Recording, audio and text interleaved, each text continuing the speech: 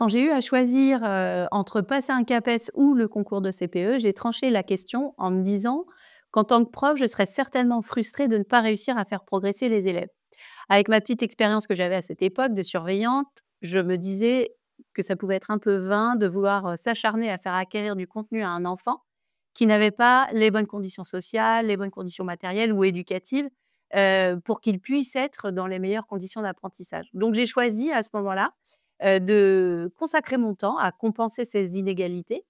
Et c'est au début des années 2000, c'était au début des années 2000 et je pense que, aujourd'hui, on peut toujours faire le même constat. Pour qu'un enfant, réussisse, il faut le mettre dans les meilleures conditions d'apprentissage. Ce que je ne visualisais pas il y a 25 ans, c'est qu'en tant que professeur, j'aurais pu aussi travailler cette question et j'aurais pu contribuer à réduire les inégalités qui influent sur la réussite des élèves. Parce que les inégalités entre élèves ne sont pas que sociales, matérielles ou éducatives. En 2012, un rapport Les neurosciences au service de l'éducation, commandé par le ministère de l'Éducation nationale, a examiné les possibilités d'intégrer les découvertes sur le cerveau et l'apprentissage dans les méthodes d'enseignement. Et c'est donc au cerveau que nous allons nous intéresser aujourd'hui et essayer de comprendre pourquoi, en s'intéressant au cerveau et particulièrement aux stratégies d'apprentissage, nous pouvons, en tant que chef d'établissement, contribuer à une meilleure réussite des élèves. Bonjour Grégoire Borst. Bonjour Caroline. Alors, vous êtes professeur de psychologie du développement et de neurosciences cognitives de l'éducation à l'Université Paris-Cité, spécialisé dans le fonctionnement du cerveau des enfants et des adolescents. Vos travaux portent notamment sur le développement des fonctions cognitives et leurs interactions avec l'apprentissage et les émotions. Alors, Grégoire Borst, vous travaillez actuellement à une série de recherches autour des évaluations avec des collèges en REP+ à Marseille. Est-ce que vous pouvez nous en dire plus? Oui, donc ça s'inscrit directement dans ce que vous venez de dire, c'est-à-dire que, en fait, il y a 1 an et demi, on participait à la journée de l'éducation prioritaire à Marseille.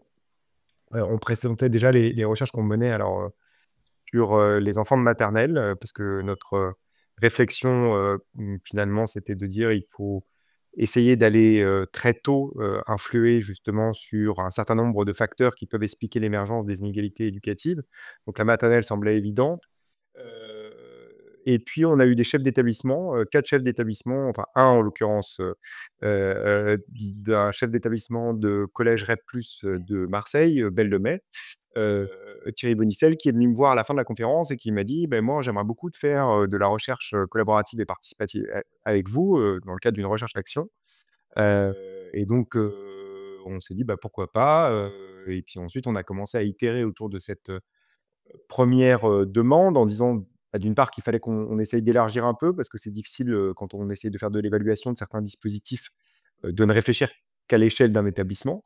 On a besoin d'avoir une masse critique, finalement pour faire de la recherche quantitative. Alors évidemment, on peut, faire de la recherche qualitative sur des plus petits, effectifs, mais quand on fait de la recherche quantitative, on a besoin d'avoir une masse critique finalement d'enseignants et d'élèves pour regarder justement, l'effet et l'efficacité de certains dispositifs qu'on pourrait essayer de mettre en place.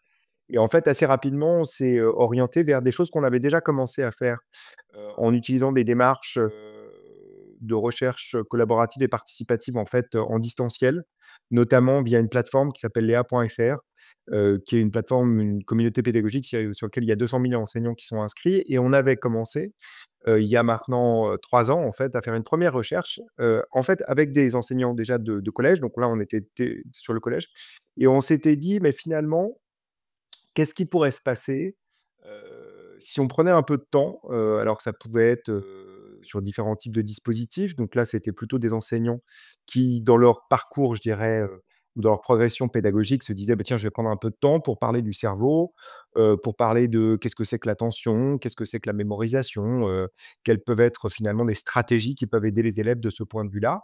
Et dans ce cadre-là, globalement, on avait montré que, en faisant de l'évaluation, en ayant des groupes, qui mettaient en place ce type, de séances et puis d'autres groupes qui mettaient en place, d'autres types de dispositifs, que globalement, ceux qui mettaient en place ce type de dispositif Ça jouait un peu sur les connaissances des élèves sur leur cerveau, aussi sur les stratégies efficaces d'apprentissage. Et puis ça jouait finalement sur quelque chose qui est très important pour les apprentissages, notamment pour les élèves de collège, qui est finalement ce qu'on appelle leur état d'esprit vis-à-vis des apprentissages. Et globalement, les élèves français en particulier, mais c'est vrai aussi d'autres élèves, ont des conceptions finalement assez fixées de leurs apprentissages. Ça veut dire quoi?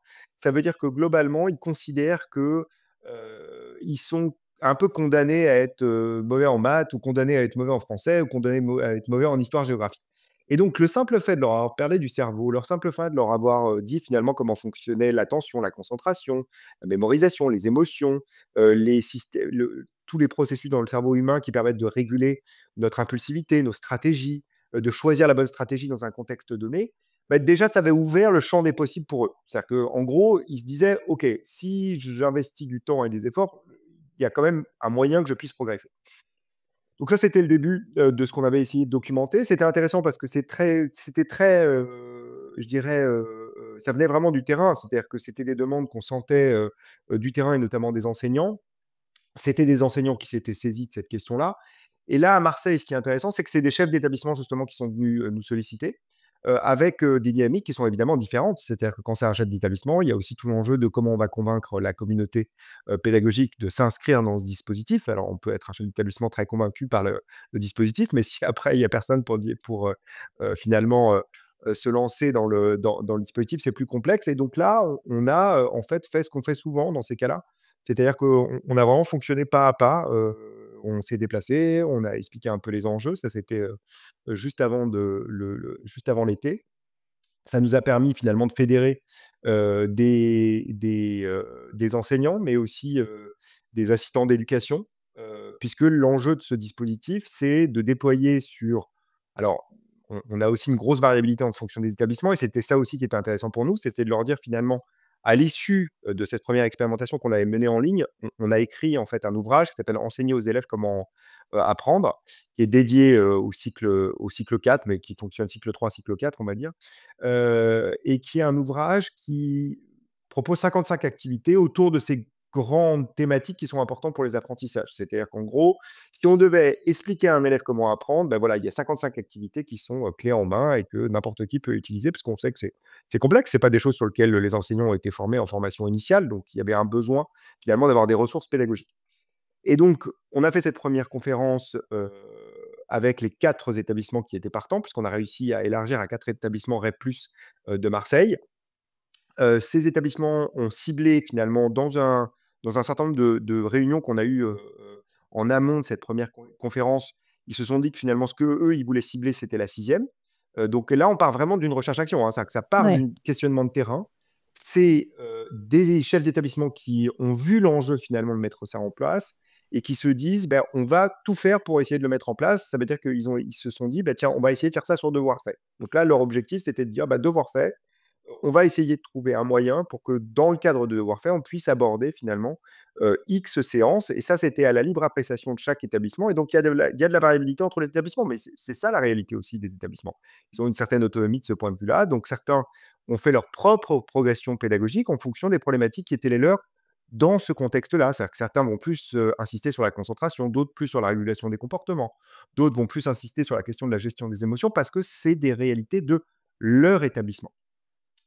Et donc, on a ensuite, en début d'année, avec les 2 co-auteurs, du livre, Émilie de Combrec et Jérôme Hubert, on s'est déplacé, on a présenté l'ensemble des, grandes thématiques, des activités qui pouvaient être mises en place. Ensuite, les établissements ont réfléchi sur leur programme, leur progression pédagogique. Et puis, nous, en tant que laboratoire, on vient en soutien pour tout ce qui relève de l'évaluation. Donc on a mis en place finalement une évaluation, qui permet d'évaluer non seulement les stratégies d'apprentissage des élèves, mais aussi des compétences finalement et des facteurs dont on sait qu'elles sont importants, pour, la réceptivité de ce type d'apprentissage. Donc on a des questionnaires, mais on a aussi des petits jeux qui font en ligne, qui nous permettent d'évaluer en fait un certain nombre de compétences dont on sait qu'elles sont importantes finalement pour la réussite scolaire. Et donc ça se déploie sur l'année. Et puis on s'arrête pas là, c'est-à-dire qu'on va, continuer à travailler pendant plusieurs années avec ces établissements. Alors continuer évidemment le dispositif en sixième, mais l'intérêt c'est qu'on va aussi regarder qu'est-ce qui se passe pour ces élèves quand ils sont en cinquième, quatrième et troisième. Et puis, je dirais que la dernière étape, qui est pas tranchée, hein, qui reste vraiment à la réflexion des chefs d'établissement, c'est de se dire aussi, qu'est-ce qu'on fait ensuite en termes de vis-à-vis des enseignants en termes de changement de pratique. Parce que c'est très bien de le faire sur devoir fait, mais ensuite, si vous voulez travailler, par exemple, la mémorisation des élèves, il faut que la programmation pédagogique des enseignants soit faite de telle manière qu'on puisse, par exemple, favoriser le rappel expansé. Ça veut dire quoi? Ça veut dire que dans l'année, comment on fait pour revenir sur les mêmes notions à intervalles de plus en plus espacés, de telle manière à ce que ce soit finalement en adéquation avec qu'on sait la façon dont on peut contrer finalement la courbe de l'oubli chez les élèves. Et donc là, il y a un véritable enjeu, mais c'est aussi via ce type de recherche-action, sur un temps long, dans lequel on s'inscrit finalement dans quelque chose qui est partagé à travers la communauté pédagogique au sens large et puis des laboratoires de recherche qui viennent en soutien, comment on peut effectivement penser non seulement un dispositif, mais aussi l'évaluation de ce dispositif. Donc là, c'est une recherche-action, c'est, très spécifique, il y a des moyens derrière, humains. Vous êtes là, en équipe à accompagner, les établissements. Hem, mais si on n'a pas envie d'attendre, les résultats de cette recherche-action et qu'on est déjà un petit peu convaincu, quand on est chef d'établissement, heu, quelle serait selon vous la principale porte d'entrée, pour entamer ce type de travail dans nos établissements? Par quoi il faudrait commencer, en fait? Je pense que la 1 chose, c'est de trouver, dans l'établissement un certain nombre, d'enseignants qui, sont moteurs finalement de ce dispositif. C'est-à-dire que je crois beaucoup au fait que, il faut qu'il y ait, quelques locomotives dans l'établissement. Moi, c'est ce que je vois quand je vais dans différents établissements, je pense à des lycées français, par exemple, à l'étranger. Quand ça fonctionne bien, on a notamment mené une grosse, recherche de ce point de vue-là, heu, au lycée, Louis Massignon à Casablanca. Ça marche parce qu'il y a des enseignants qui étaient convaincus par le dispositif et alors qui étaient sensibilisés aussi, par exemple parce qu'ils avaient entendu parler des Coniclass, qui avaient déjà mis Ouais. en place des Coniclass, parce qu'ils avaient suivi une formation où ils avaient entendu parler finalement, de ces problématiques-là. Ils sont sensibilisés aux neurosciences ou ils ont, finalement au cours de leur formation professionnelle soit assister à un certain nombre de formations de ce point de vue-là, soit suivi des diplômes universitaires. Donc, c'est de trouver en fait dans, l'équipe pédagogique, un certain nombre d'enseignants qui sont finalement très convaincus par l'enjeu qu'il peut y avoir d'une certaine manière à s'engager dans ce type de dispositif. Parce que globalement, ce sur quoi il n'y a pas besoin nécessairement, je dirais, de susciter l'adhésion des enseignants, c'est l'idée qu'on travaille tous à la réduction des inégalités, à faire réussir les élèves. Donc là-dessus, je dirais qu'il y a pas vraiment de question. La vraie question, elle est plutôt du côté enseignant, de se dire: «Mais c'est quoi la plus-value d'un dispositif comme celui-là?» Et c'est pas forcément évident parce que on le sait très bien, le collège, il est structuré finalement, très à l'image du lycée. C'est-à-dire qu'il est structuré avec des matières, avec chaque enseignant qui a des programmes qui sont extrêmement denses. Donc l'autre réflexion pour un chef d'établissement, c'est quand est-ce que je propose ce type de dispositif? Ouais. Et donc je crois que là, il y a une vraie réflexion à avoir. On a parfois alors je voudrais pas du tout caricaturer, hein, mais je sais qu'il y a des enseignants qui disent: «Bon, moi, des fois, en vue de classe, je sais pas trop quoi faire». Écoutez, voilà par exemple un moment qui pourrait être utilisé en vue de classe. Ça peut être sur devoir fait, ça peut être sur, des dispositifs qui sont beaucoup plus intégrés. C'est-à-dire que si on fait du soutien en français, enfin si on fait de plus, des heures, spécifiques dédiées sur français et maths, c'est de se dire: «Est-ce que je peux pas saupoudrer d'une certaine manière un peu des éléments autour de ces, grandes notions pour aider justement mes élèves en français et en maths. Parce qu'effectivement, nous, ce qu'on montre quand même au laboratoire et sur lequel on essaye d'alerter la communauté, pédagogique et éducative, y compris au ministère, c'est de dire: «Attention, les difficultés rencontrées par les élèves en mathématiques et en français», puisque c'est quand même une chose sur lequel on insiste beaucoup au ministère, enfin sur les savoirs fondamentaux et c'est logique, hein, je veux dire, il y a un enjeu à bien savoir, effectivement lire, bien comprendre le texte, bien, comprendre un certain nombre de notions mathématiques fondamentales. Sauf que ces difficultés, elles ne relèvent pas que de problématiques qui sont très spécifiques au français et aux mathématiques.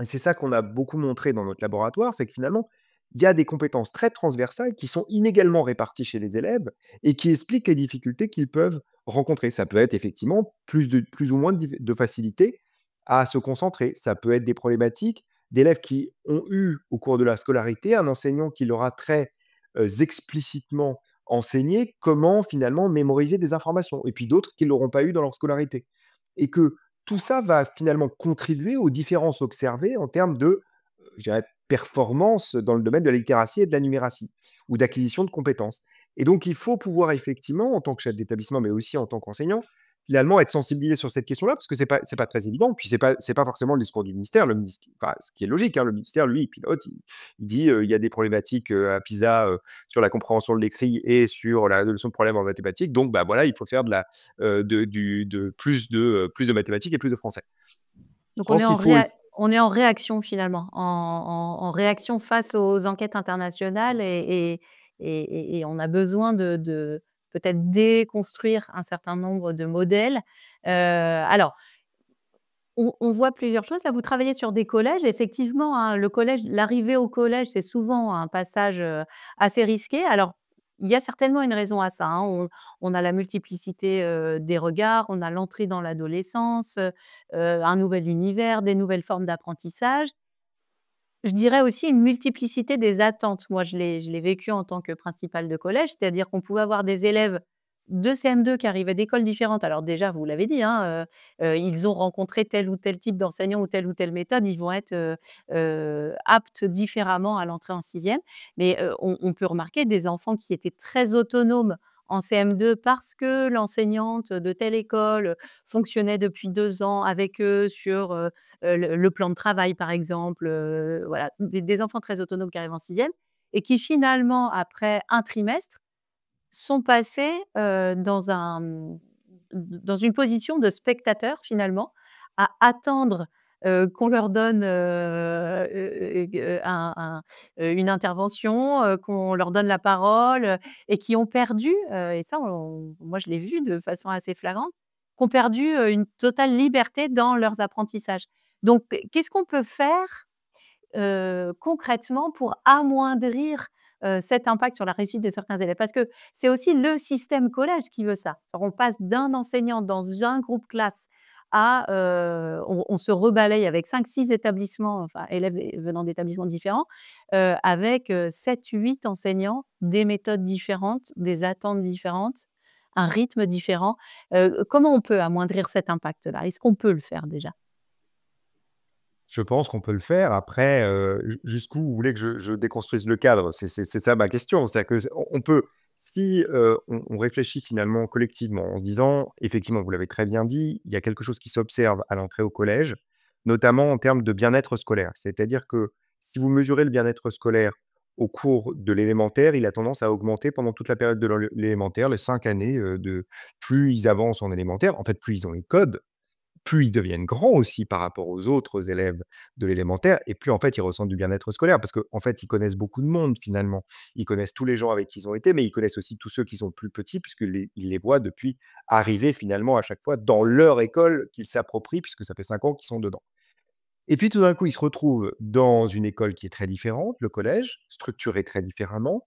Il n'y a plus une personne qui est une personne référente, qui est l'enseignant, que je vois tous les jours, même si dans certaines municipalités, on peut avoir d'autres enseignants qui interviennent auprès de la classe. Mais globalement, j'ai un point de référence qui est mon enseignant, dans un collège dans lequel j'ai un professeur principal, mais que je vois pas globalement pas beaucoup plus que mes autres, enseignants.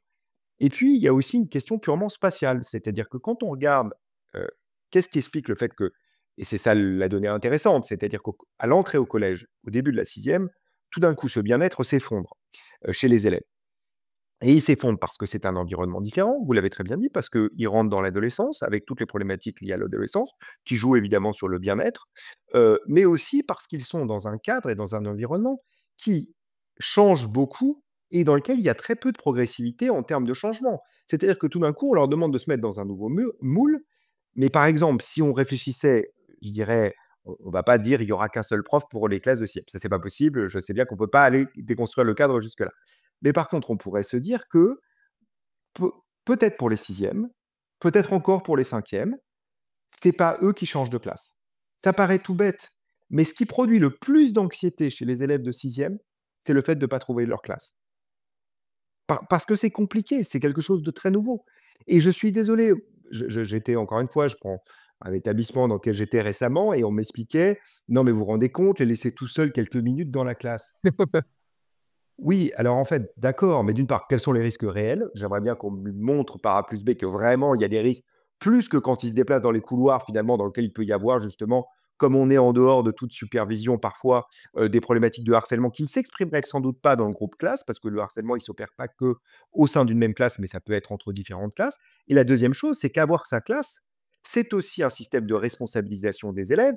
Et si on leur donne la possibilité, par exemple, de décorer cette classe, ça devient quelque chose qui leur appartient et je pense qu'en termes de dégradation, par exemple, des locaux, on aurait des dégradations qui seraient en diminution sur un temps long. Donc on peut penser à des choses comme ça. L'autre chose qu'on peut faire, c'est aussi de les accompagner de ce point de vue-là, c'est-à-dire de leur donner des possibilités de comprendre ce qu'il se passe pour eux, c'est-à-dire de façon très explicite, prendre du temps en vie de classe pour leur expliquer, ben voilà, il y a un gros changement. On sait que tu étais le plus grand avant de ton école, maintenant tu deviens le plus petit. C'est difficile, on va t'accompagner, on va mettre des dispositifs pour t'accompagner. On va aussi entendre que pour toi, c'est difficile. Il y a un moment d'écoute, hein, je dirais, des élèves et des difficultés qu'ils peuvent rencontrer. Peut-être d'essayer de mettre, si on ne veut pas aller jusqu'à, les laisser tout le temps dans la même classe en faisant tourner les enseignants, simplement voir effectivement qu'est-ce que eux peuvent générer aussi comme dispositif? Parce qu'il faut les en les écoutant, c'est peut-être aussi une façon de pouvoir les faire participer finalement aux solutions qu'ils pourraient trouver de ce point de vue-là. C'est-à-dire de les rendre acteurs finalement de la solution qu'on pourrait proposer à l'échelle de l'établissement. Il y a aussi évidemment la notion qu'on peut essayer de mettre en place, les tutorats entre pairs, ça peut fonctionner, c'est-à-dire de prendre des élèves un peu plus âgés qui pourraient les aider justement, ce qui crée une cohésion au niveau du collège, qui évite effectivement les tensions qui peuvent exister, par exemple entre les élèves plus âgés et les élèves plus jeunes, dans les cas où il peut y avoir justement du harcèlement qui émerge dans ces cas-là. C'est-à-dire de trouver finalement de façon systémique un certain nombre de dispositifs qui vont mettre les élèves en situation de pouvoir apprendre. Parce que soyons très clairs, si votre bien-être dans cet Mais oui. environnement est faible, vous pouvez pas bien apprendre. Tu vois ce que je veux dire? C'est pas simplement comme ça, je veux dire le bien-être. Alors évidemment, on parle beaucoup du bien-être en ce moment et tant mieux. Mais il faut bien comprendre pour un chef d'établissement que c'est aussi un pilotage pédagogique. C'est-à-dire que si on a des élèves qui vont bien, ils vont de fait mieux apprendre. Vous aurez de fait un peu moins d'inégalités qui vont s'exprimer parce que ceux qui se sentent le plus mal, c'est toujours les élèves qui sont les plus socialement défavorisés ou ceux qui ont des troubles du neurodéveloppement ou ceux qui ont des handicaps spécifiques. Donc il faut bien le comprendre, c'est-à-dire que c'est aussi pour les plus vulnérables qu'il faut travailler sur le bien-être. Et juste à titre d'exemple, on vient de publier, ça y est, l'article vient d'être accepté, heu, qui montrait qu'en analysant les données, finalement en troisième, ce qu'on montrait comme quels étaient les facteurs de résilience académique. C'est-à-dire qu'est-ce qui explique qu'un enfant qui vient de milieu social défavorisé réussit aussi bien au brevet qu'un enfant qui vient d'un milieu social favorisé? Le premier facteur qui sort, c'est le bien-être scolaire. C'est le premier facteur de résilience. C'est-à-dire que quand les enfants de classe sociale Mmh. défavorisée vont bien dans leur établissement, vont bien dans leur collège, en fait, ils peuvent réussir aussi bien que les enfants qui viennent de classes sociales favorisées. Et je crois que c'est quelque chose qu'il faut qu'on ait en tête. Alors évidemment, il y avait d'autres facteurs, hein. Les autres facteurs, c'est le sentiment d'efficacité personnelle, c'est-à-dire l'idée que on y revient, que quand ils font des efforts, ils pensent qu'ils peuvent réussir à être efficaces dans leurs apprentissages. Les capacités aussi de comprendre quelles sont les stratégies efficaces d'apprentissage. Et donc ça reboucle avec tout ce qu'on a dit sur le dispositif qu'on a mis en place, notamment dans les collèges REP REP+. C'est-à-dire qu'il faut aussi pouvoir se dire que, tiens, il faut peut-être leur parler un peu d'émotions, un peu des difficultés qu'ils peuvent rencontrer, de ce qui se produit à l'adolescence de ce point de vue-là, parce que tout ça, c'est effectivement des implicites et c'est inégalement évidemment réparti dans la population des élèves, parce que plus ils viennent de milieux sociaux favorisés, plus dans les familles, on va leur expliquer un peu ce qui est en train de se passer. Ce qui est intéressant, c'est ce que vous finalement, beaucoup de systèmes, éducatifs fonctionnent, avec cette prise en compte, de l'enfant, de ses émotions, de, sa confiance en lui, dans, une véritable stratégie d'accompagnement pour que lui puisse, réussir et finalement, ce que vous dites là, hein, l'élève peut-être veiller à ce qu'il soit dans son petit environnement, classe, et que les enseignants bougent. C'est des choses qu'on a mises en place, hein, notamment au covid. Période Covid, fallait revenir, limiter les flux, les interactions. Moi, j'étais en collège à cette époque, on avait même un étage sixième, un étage cinquième, une aile quatrième, une aile troisième, avec des environnements complètement différents et les profs passaient de classe en classe. Ça a été une lutte que l'argument finalement, heu sanitaire, m'avait permis, de presque imposer, hein, de dire: «Bah non, enfin, faut vraiment limiter les flux. Dans les couloirs, c'est terrible, on ne peut pas surveiller qui porte leur masque» et cetera. Et ça a été compliqué. On n'a absolument pas observé, ça a duré presque 1 an et demi, je crois, 2 ans, c'était parti pour 2 ans. Et pas du tout constaté de difficultés dans les classes, hein, pas de dégradation, les élèves relevaient très bien ce défi de l'autonomie et cetera. Et à la première occasion, c'est-à-dire, à mon départ, hein, en gros, quand j'ai quitté l'établissement, tout le système est revenu, comme à l'initiale avec, des professeurs qui, sous l'argument, «J'ai des manuels à déplacer, j'ai, mon propre univers dans la classe». Moi, je me rappelle des discours que j'ai entendus à cette époque, c'était, «Mais vous vous rendez compte, on va rentrer dans leur territoire». Et alors ça, c'est incroyable parce que là, j'étais, en mobilité en Espagne, la semaine dernière, enfin oui, la semaine d'avant. Et j'ai eu l'impression, moi, de rentrer dans des univers, des classes, effectivement, dans le territoire des élèves.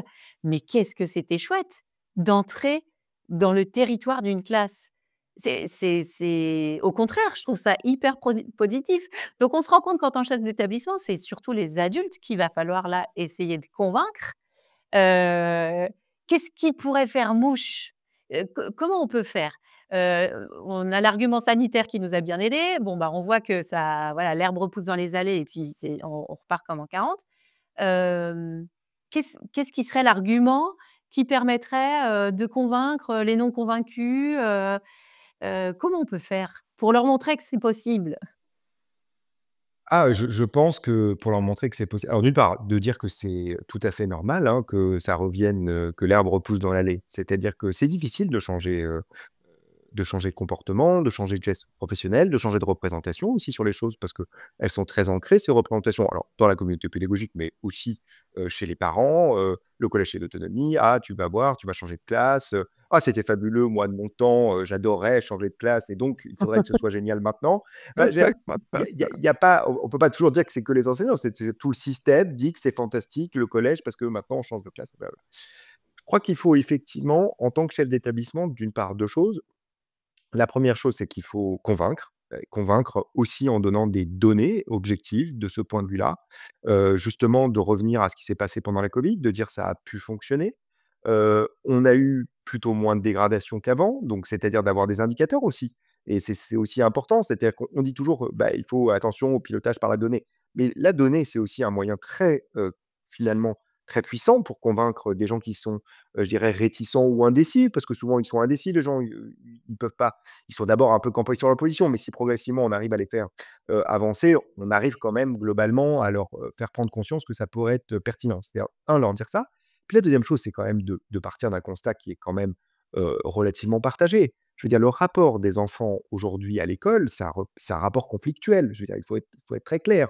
C'est-à-dire qu'ils s'y sentent pas bien, ils y comprennent pas très bien ce qu'on y fait, ils sont peu motivés. Ça, le constat, tout le monde le partage. Donc c'est-à-dire sur la base de ce constat partagé, peut-être qu'effectivement faire prendre conscience et ça, on peut effectivement en faisant venir, par exemple, un chercheur en psychologie sociale, l'expliquer parce que justement, il n'y a pas d'appropriation de cet environnement, parce qu'on leur propose pas de se l'approprier. Il faut bien le comprendre. C'est-à-dire que si on reste campé sur notre position qui est de dire: «Ma classe, c'est ma classe, c'est pas leur classe», comment ils peuvent, eux, finalement s'engager dans cette idée que ce collège leur appartient?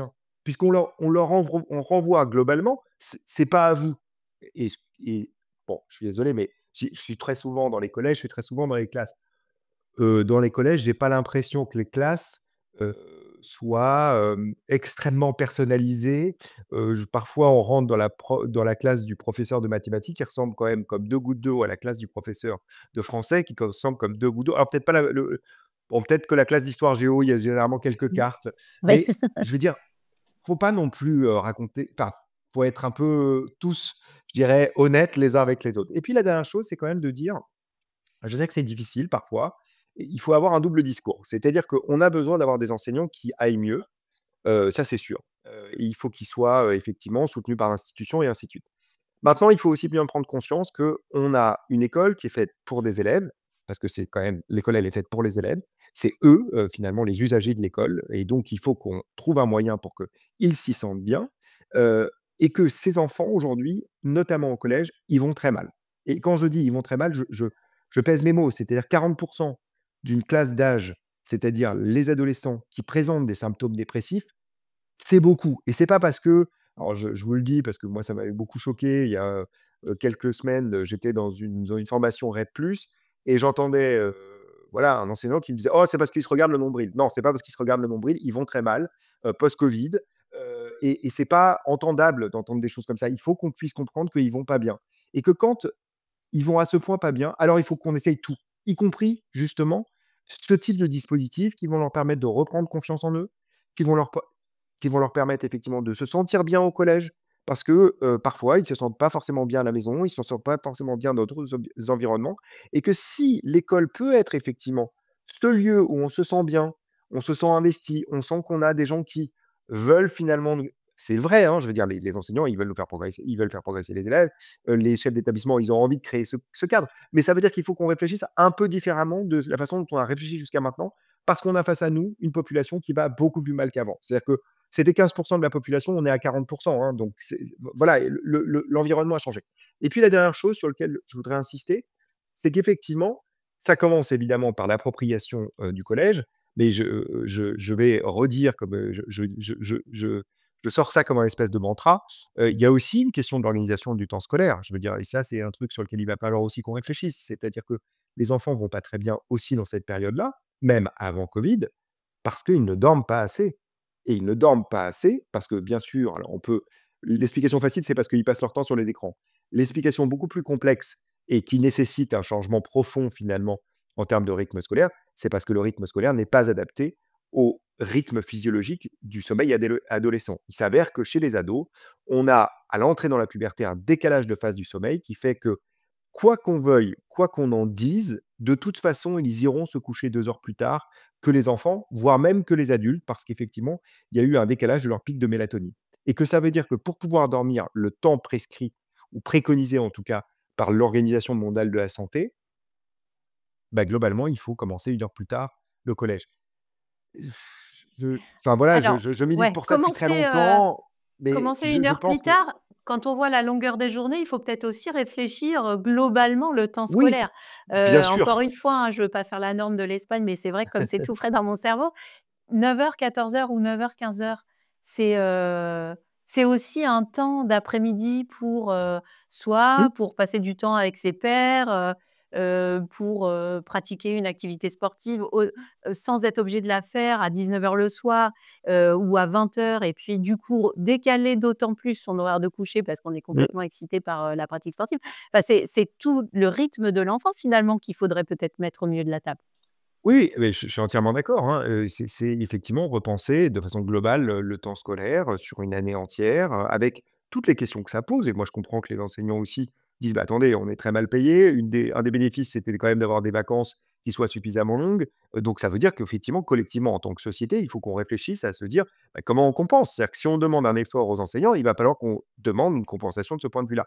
Mais je suis désolé, je veux dire, le fait que l'organisation des vacances scolaires en France soit déterminée par le lobby du tourisme, c'est inacceptable. Je veux dire, c'est pas acceptable. C'est-à-dire qu'à un moment, il faut quand même se dire que les personnes vulnérables, c'est les enfants, les adolescents, que nous, en tant que société, on a des devoirs vis-à-vis d'eux, c'est-à-dire de pouvoir leur offrir un cadre scolaire qui soit le plus adapté à leurs besoins, que ce soit des besoins physiologiques ou des besoins socio-émotionnels et évidemment des besoins cognitifs, mais jusqu'à maintenant, on a beaucoup pris en compte la dimension cognitive. Et il va falloir que globalement, on prenne beaucoup plus en compte, y compris pour les collégiens et lycéens. Parce qu'en fait, pour la maternelle et pour l'élémentaire, c'est clair que c'est pris globalement un peu, on essaye de prendre en compte. Mais il faut comprendre que c'est tout aussi important pour les collégiens et pour les lycéens. Et je suis d'accord avec vous, ça demande de repenser plus globalement ce temps scolaire avec aussi un engagement aussi des municipalités, avec des problématiques que toutes les municipalités sont pas pareilles. Qu'est-ce qu'on va pouvoir proposer comme cadre périscolaire? Parce que s'ils finissent plus tôt, il faut évidemment qu'on puisse leur proposer quelque chose. Une des choses sur lesquelles on remarque qu'il y a le plus d'inégalités, c'est les activités extrascolaires et périscolaires. C'est-à-dire que, en gros, quand vous venez d'un milieu social favorisé, vous faites plein d'activités hors école et que ces activités hors école, on est en train de le montrer, notamment sur les données de l'ADEPE, on est en train de montrer qu'en fait, bah, ça explique en partie les inégalités éducatives et la réussite scolaire des élèves. C'est-à-dire que en fait, toutes ces activités, elles permettent à l'élève de développer plein de compétences qui sont extrêmement importantes. En prenons un exemple, il y a plein de données dans la littérature qui montrent que le fait, par exemple, de faire des arts martiaux, ça développe l'auto, contrôle de ses comportements, la régulation de son impulsivité, sa capacité aussi à faire des efforts et à s'impliquer, dans des dispositifs, sur lesquels il faut faire des efforts sur du long terme et que tout ça évidemment c'est critique pour la réussite scolaire. C'est exactement ce qu'on demande aux élèves, hein, ça faut être très clair.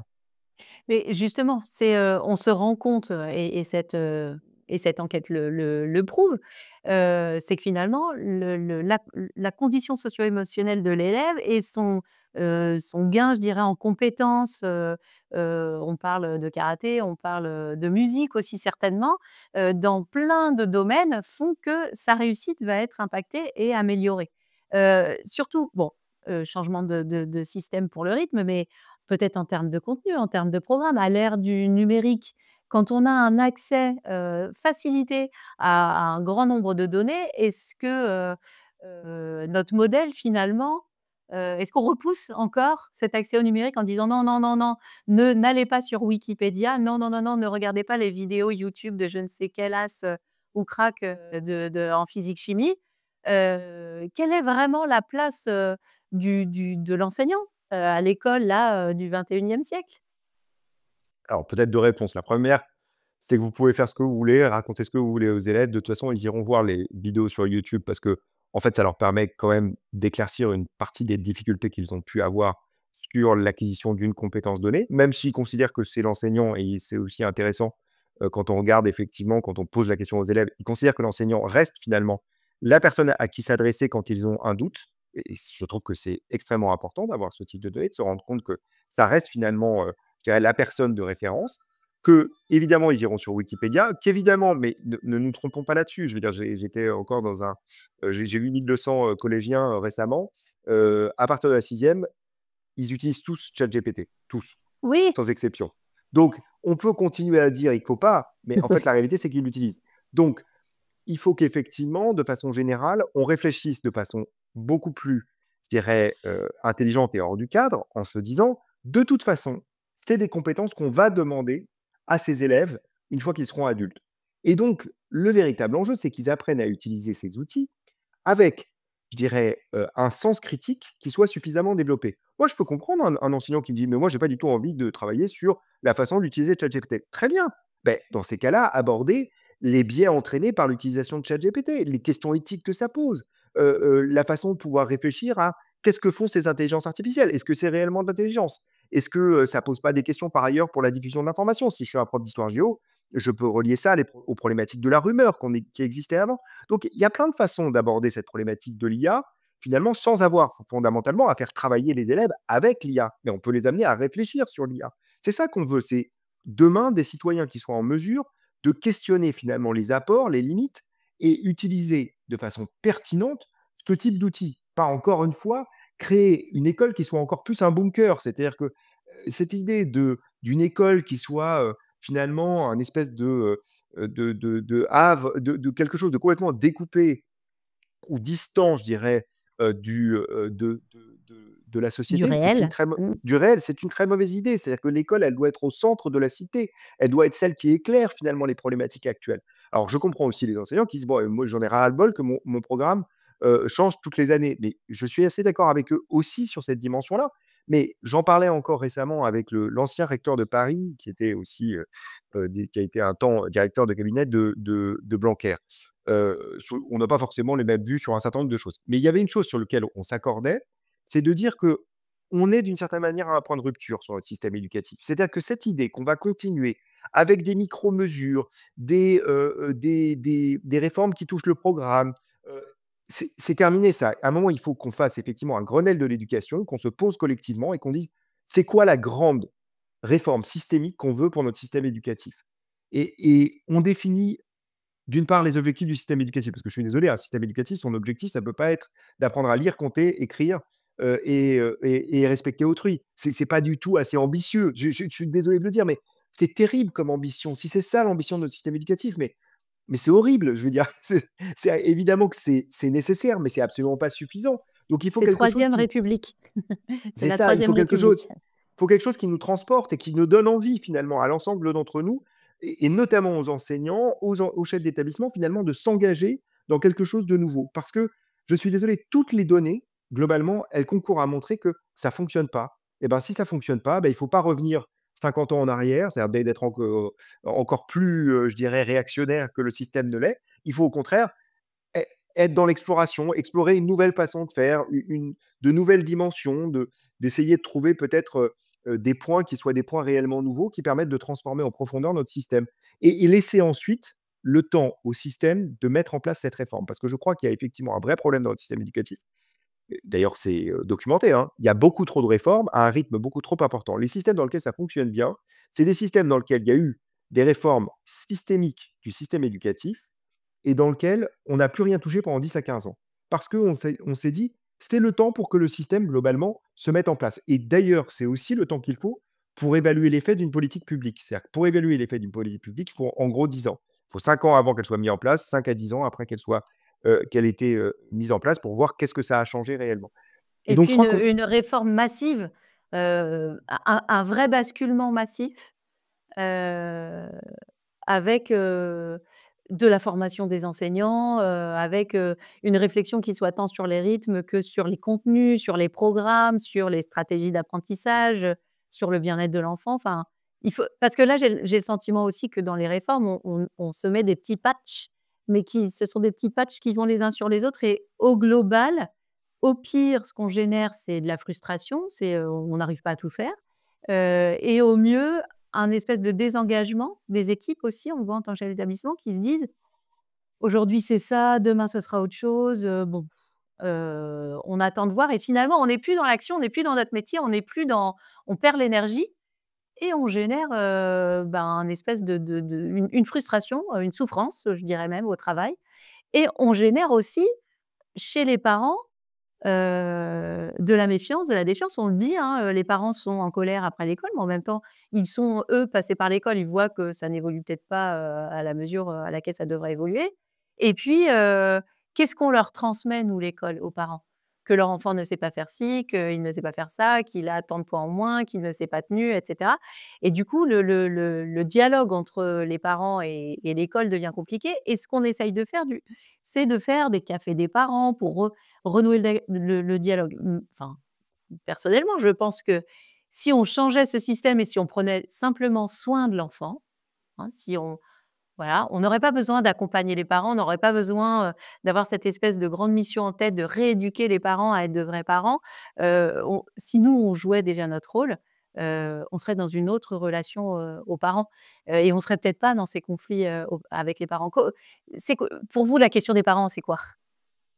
Non, la question des parents, elle est évidemment de construire une alliance éducative. Ça ne veut pas dire qu'il faut que l'école rééduque les parents, c'est pas du tout ça l'enjeu, c'est pas le rôle de l'école, je veux dire. Par contre, l'école, ce qu'elle doit faire, c'est accueillir les parents. Ça veut dire quoi accueillir les parents? Peut-être pas au collège, mais force est de constater quand même que, le temps où les parents peuvent rentrer dans l'école, par exemple dans les salles de classe le matin, il est extrêmement réduit dans notre système éducatif. C'est très surprenant dans plein d'autres systèmes éducatifs. C'est tout à fait admis que les parents puissent le matin venir finalement, le temps qui est perdu, c'est en fait un temps gagné. Parce que les familles de milieux sociaux défavorisés, le café des parents, ils y viennent pas. Je veux dire, ils n'y viennent pas. Donc vous les touchez pas ces familles-là et pourtant c'est celles que vous voulez toucher. C'est celles à qui vous voulez dire justement, voilà, donner deux trois informations. C'est pas leur dire comment être parent, c'est simplement leur dire, par exemple quand ils sont en CP: «Ah, si vous avez un peu de temps, s vous savez, peut-être leur raconter une petite histoire à votre fils ou à votre fille, de temps en temps le soir. Vous savez, c'est super bien, ça va l'aider en fait à apprendre à lire». C'est pas apprendre à lire qui est important, simplement lui raconter des histoires de temps en temps. Vous avez pas de livre à la maison, c'est pas grave, raconter une histoire, ça marche très bien, ça marche à peu près pareil.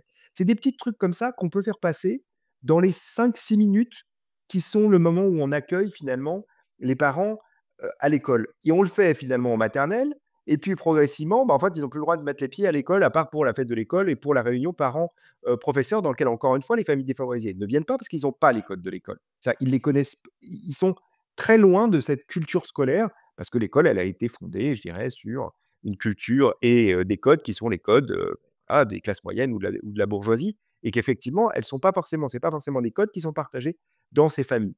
Donc je crois qu'il y a un enjeu de savoir comment on peut rendre l'école plus ouverte aux parents, avec pas comme objectif de les rééduquer, mais c'est simplement d'avoir un lien qui soit un lien qui passe outre, je dirais, le carnet de liaison, le carnet de, je sais plus au collège quel est le type de carnet Pronote? ou par pronote, parce qu'en plus vous avez une certaine nombre de familles qui n'arrivent pas à fonctionner sur Pronote. Ils ne comprennent pas comment ça fonctionne ou ils n'ont de toute façon pas les outils pour y aller. C'est-à-dire qu'il faut quand même comprendre qu'il y a une fracture numérique dans ce pays. Oui, certes, tout le monde a un téléphone portable, mais tout le monde ne va pas sur Pronote parce que c'est pas forcément extrêmement intuitif et qu'en plus les codes sont pas les mêmes. Ils sont pas compris de façon similaire dans toutes les classes sociales et donc je crois que un, les parents doivent être beaucoup plus accueillis à l'école. Il faut con construire des stratégies d'alliance éducative dans lesquelles on a une responsabilisation des parents vis-à-vis de leurs enfants avec des dimensions qui sont de soutien à leurs apprentissages, mais pas de substitution à ce que fait l'école. Et puis la dernière chose,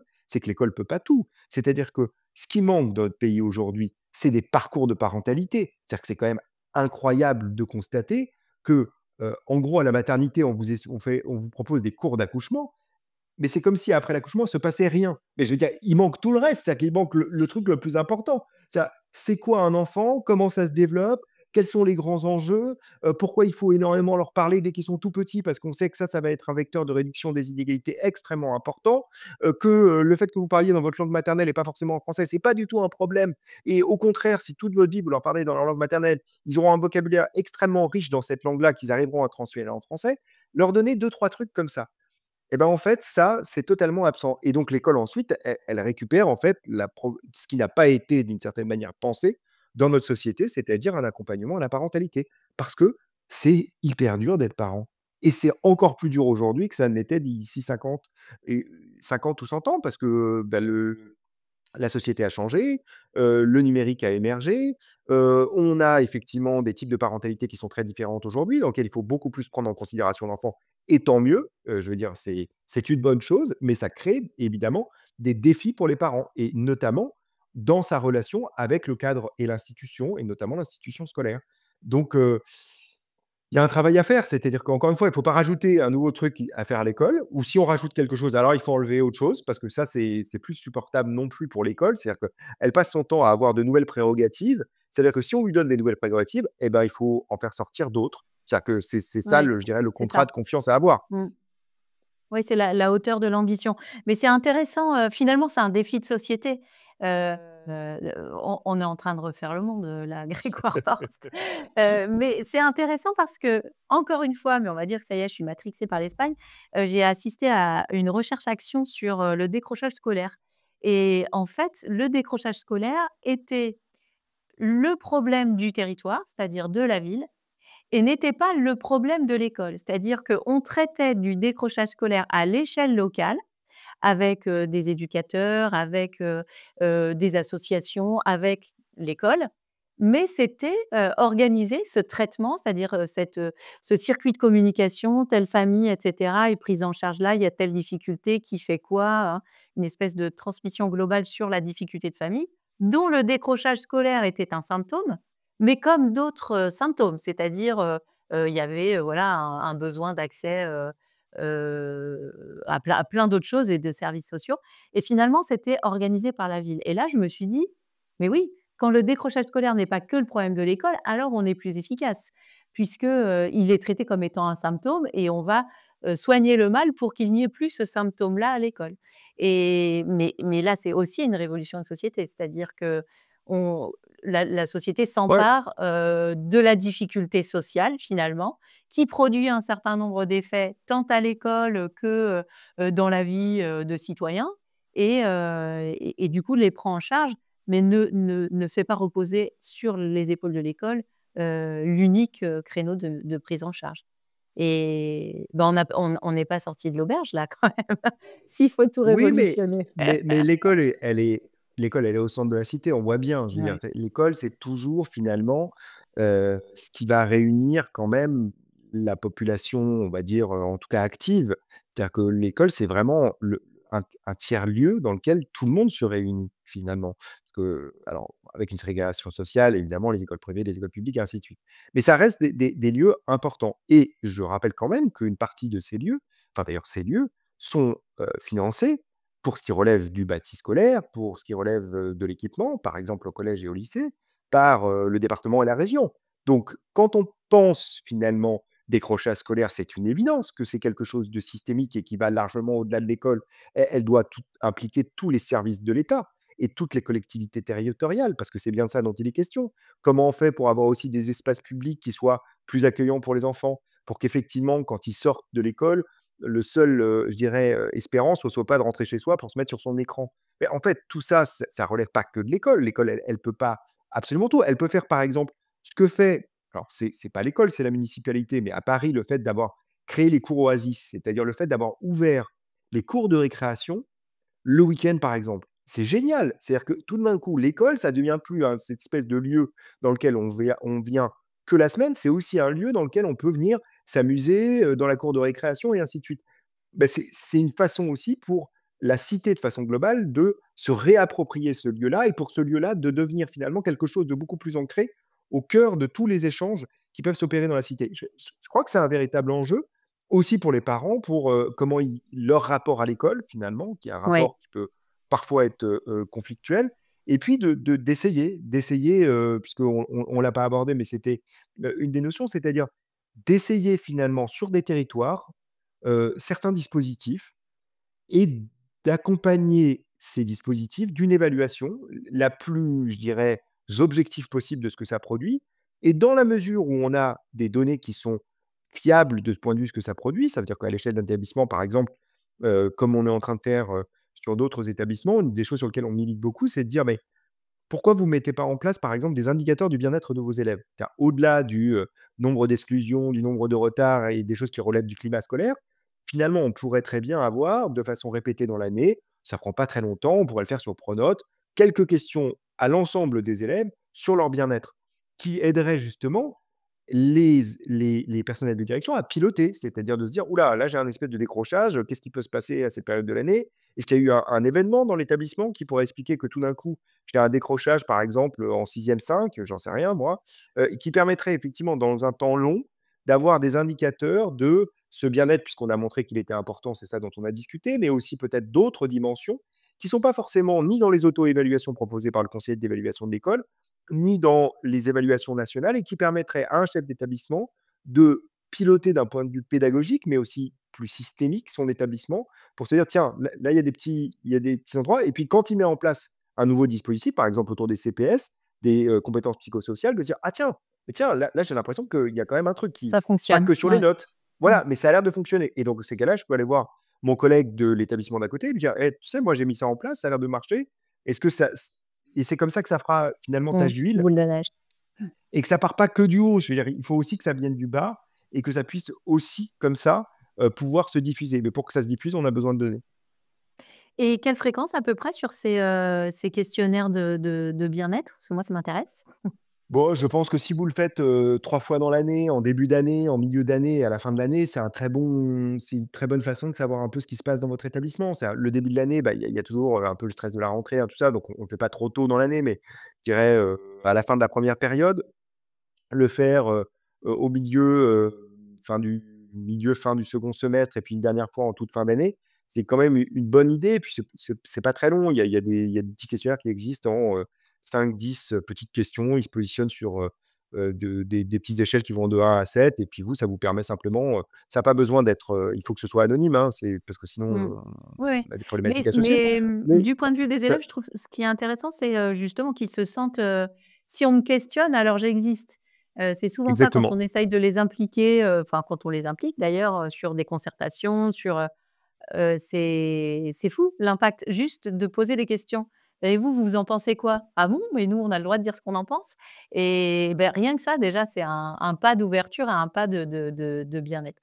Donc je repars avec un outil, je vais faire mes petits questionnaires et je pense qu'on a réussi, on est même allé très, très large, hein, sur, une petite révolution du système, sur la base de votre étude, à Marseille dont on attend impatiemment les résultats et on sait qu'il faudra qu'on soit patient. Donc nous sommes allés, très, très loin finalement, sur, les stratégies qui seraient utiles non seulement aux élèves pour mieux réussir, mais aussi à notre système pour mieux fonctionner. Les inégalités des élèves, on l'a vu face à la réussite, se situent à de nombreuses échelles et notamment, dans le cadre des stratégies d'apprentissage et je repars de cet entretien, Grégoire Borst, avec, des pistes et j'espère que mes collègues chefs d'établissement aussi, pour pouvoir, commencer des petites actions, comme vous, vous êtes en train de faire, grandeur nature à Marseille et je vais vous laisser le mot de la fin et qu'est-ce que vous auriez envie de nous dire pour conclure, cet entretien et qui nous permette, d'entamer avec, confiance ce chemin? Déjà vous remercier, je pense qu'on a balayé, pas mal de sujets. C'est rare d'avoir ce temps-là. C'est aussi rare de pouvoir, s'adresser aux chefs d'établissement. Je pense que c'est vrai que c'est pas forcément, des personnes avec qui on interagit, fortement, la recherche et les chefs d'établissement et je pense que c'est un enjeu. C'est-à-dire qu'il faut aussi que les chefs d'établissement puissent se tourner vers les laboratoires de recherche quand ils ont des questions qui sont des questions importantes pour leur établissement, justement, de pouvoir aller, voir un chercheur, de pouvoir lui demander d'intervenir dans ce cadre-là et puis, la dernière chose, c'était un peu de revenir sur ce qu'on a dit, c'est-à-dire, d'essayer de penser de façon, un peu en dehors du cadre, parce qu'il y a un enjeu. C'est-à-dire que on est à un moment, quand même qui est un moment un peu charnière là et qu'il faut essayer de piloter de l'innovation, pas que pédagogique, mais même de structuration d'un établissement et ainsi de suite, en termes de management aussi, et de documenter ce que ça produit. Parce que je pense que pour pouvoir convaincre, aujourd'hui, on a besoin de données et que, il faut on ait des données qui soient des données probantes, qu'on puisse ensuite essayer de faire remonter, dans l'ensemble des contextes, parce que chaque contexte va être un peu différent, chaque établissement est un peu différent. Il est quand même sur un territoire, on l'a très bien dit et que dans ce cadre-là, avoir des données et pouvoir dire, à un chef d'établissement dans un territoire similaire: «Tiens, regarde, moi j'ai essayé ça, ça a produit ça, voilà ce que j'en ai retiré», c'est quand même une façon, très efficace de convaincre et de pouvoir finalement monter à l'échelle et puis potentiellement implémenter à très grande échelle. Un ouvrage que vous nous conseilleriez, l'un de vos ouvrages, pour, nous intéresser, plus particulièrement aux neurosciences et au travail sur le cerveau? Ouais, je pense que celui qui est le plus adapté pour le collège, en tout cas, c'est enseigner aux élèves, comment apprendre, sur lequel, on balaye quand même un certain nombre, de sujets, notamment ces grands domaines finalement importants pour les apprentissages des élèves, y compris au collège. C'est-à-dire de comment finalement transmettre très explicitement un certain nombre de, stratégies efficaces d'apprentissage.